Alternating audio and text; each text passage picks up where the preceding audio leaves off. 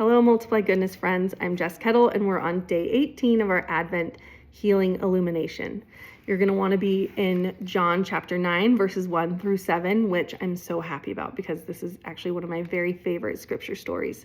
In this chapter, Christ and his disciples come across a man who's blind and stop to minister to him. I love that one of the first things that Jesus teaches his disciples is that the man isn't blind due to any fault or sin of his own, but so that God's work can be made manifest through him. The question today is, what might God want to illuminate in your heart, mind, or soul today? How can he heal you with mercy?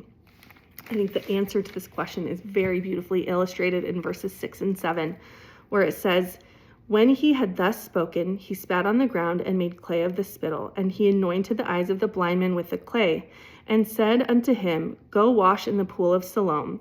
He went his way therefore, and washed, and came seeing." I think it's really easy to look at this miracle and assume that it was very simply performed and received.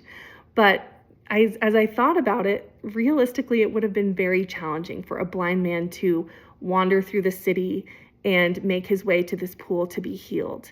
I think it probably required both a lot of faith, active participation on his end, as well as vulnerability. And I'm sure he had to ask for help and guidance all along his way there. I also want to read verse 8, even though it's not actually part of our reading, but it's my favorite. It says, "The neighbors therefore, and they which before had seen him that he was blind, said, Is not this he that sat and begged?" And I love that scripture because it instantly makes me think, are we not all beggars? Have we not all experienced desperation and brokenness and the feeling of being lost?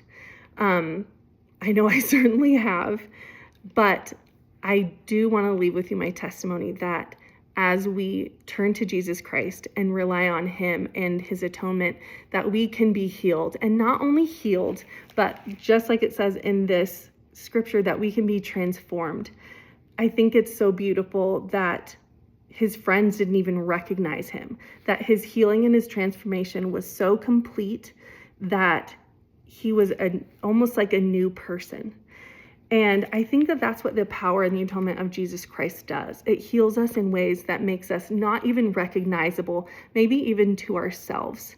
And also what's so great about being healed and about this process, I guess, of being healed is that through our suffering and through our healing, that God's work can be made manifest through us, kind of as we take our own little journeys on our own pool of Siloam to be healed.